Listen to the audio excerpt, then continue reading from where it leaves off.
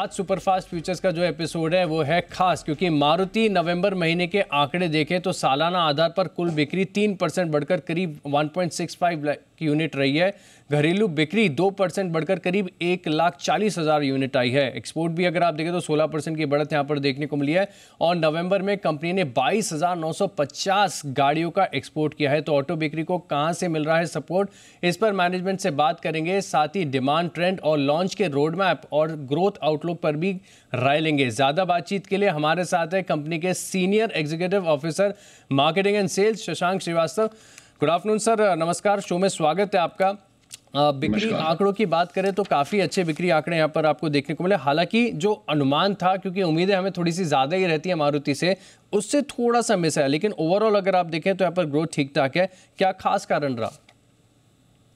जी देखिए, मेरे ख्याल में इसका अगर इस आंकड़े का नवंबर के महीने का आंकड़ा अगर आप मुवाजना कर रहे हैं गुज़िश्ता माली साल 22-23 के नवंबर के आंकड़े से, वो थोड़ा सा एक गलत होगा मेरे ख्याल में, क्योंकि इस साल नवंबर के पहले 15 दिन थे बड़े अच्छे रिटेल के लिए दिन थे, क्योंकि इसमें एक जो त्योहार का जो दौरानिया था वो इसी में था।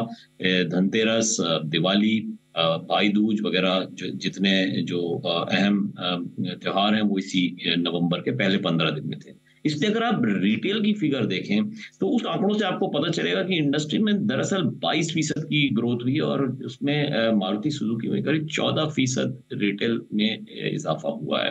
तो रिटेल के लिहाज से ये नवंबर बेहतर था, क्योंकि पिछले नवंबर वो त्योहार का दौरानिया नहीं था, और इसलिए थोड़ा सा ये जो आंकड़े हैं इसको बारीकी से देखना बहुत जरूरी है। ऑलराइट, तो ग्रोथ काफ़ी बढ़िया देखने को मिल रही है। इंडस्ट्री के मुकाबले अगर आप देखें तो प्रदर्शन काफ़ी शानदार देखने को मिला। सर, एक और पैरामीटर ऐसा है जहां पर प्रदर्शन काफ़ी अच्छा है, और ना कि सिर्फ नवंबर के महीने में, इनफैक्ट पूरे पिछले 5 महीने का मैं ट्रेंड देख रहा हूं। बात कर रहा हूं एक्सपोर्ट्स की। बड़ा स्ट्रॉन्ग ट्रेंड यहां पर देखने को मिल रहा है, लगातार ग्रोथ देखने को मिल रही है।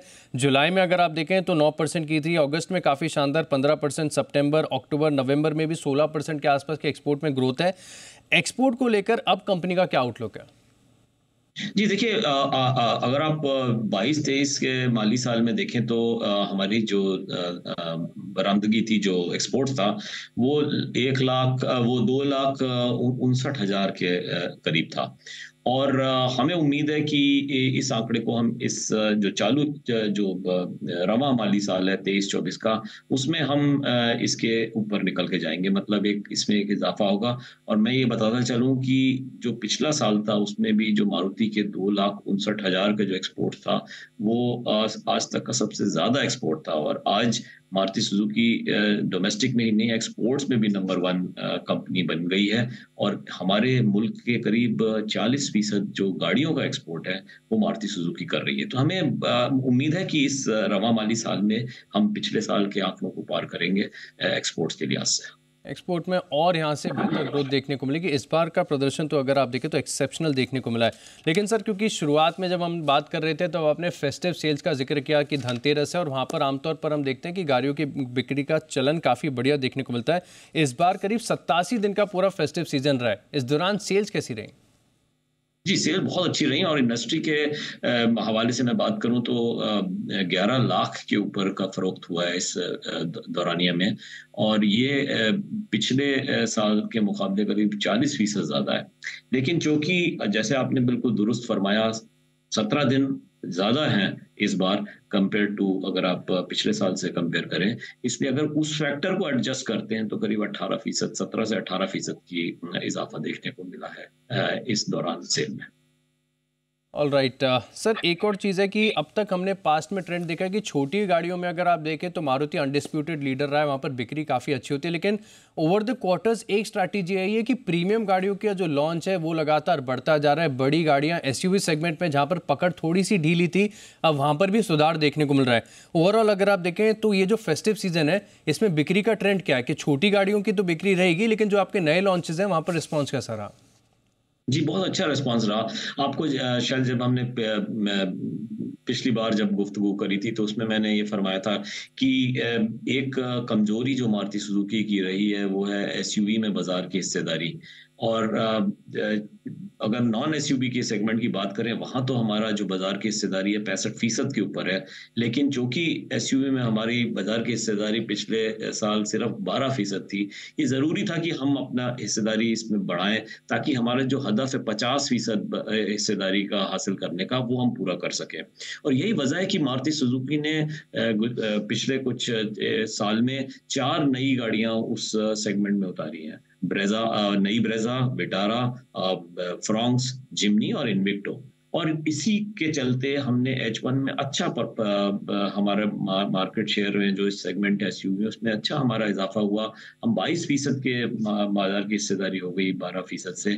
और यही वजह है कि अगर आप टोटल पिक्चर देखें, उसमें भी मारुति सुजुकी अब 42.1% की बाजार की हिस्सेदारी है, जो 1.1% ज्यादा है गुज़िश्ता साल से। तो बहुत अच्छा परफॉर्मेंस रहा है और हमें उम्मीद है कि आगे आने वाले वक्त में हम इस रुझान को बरकरार रख सकेंगे।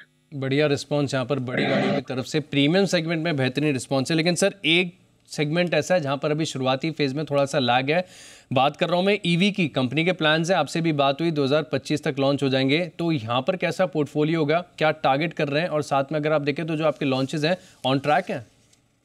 जी, लॉन्च बिल्कुल ऑन ट्रैक हैं। जैसे हमने पहले ऐलान किया है, हम 2030 तक 6 इलेक्ट्रिक व्हीकल्स लाएँगे और पहला इलेक्ट्रिक व्हीकल हमारा जो है अगला माली साल 24-25 में हम उतारेंगे। उसके लिए हमारी तैयारियाँ लगभग मुकम्मल हो गई हैं और हम उसको एक मिड एसयूवी, हमारी जो पहली गाड़ी होगी वो मिड एसयूवी रेंज की होगी। ईवीएक्स, जिसका हमने उसका एक मॉडल भी दिखाया था पिछले ऑटो एक्सपो में दिल्ली में। और हमारा ये इम्कान है कि 2030 तक 15% के करीब हमारा जो फरोख्त है वो इलेक्ट्रिक व्हीकल से आएगी। इसके अलावा हाइब्रिड व्हीकल्स भी हैं, जहां हम 25% हमारा जो हिस्सेदारी है हमारी सेल की, वो हाइब्रिड से होगी।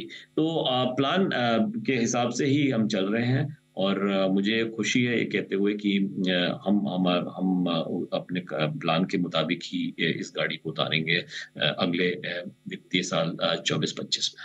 ऑलराइट, तो ईवी प्लान्स बिल्कुल ऑन ट्रैक है। तो काफ़ी क्लैरिटी मिल गई सर, शुक्रिया जी बिजनेस को अपना कीमती समय देने के लिए और विस्तार से पूरा बिजनेस आउटलुक और साथ में इंडस्ट्री ट्रेंड्स हमें समझाने के लिए। शुक्रिया सर। शुक्रिया जी।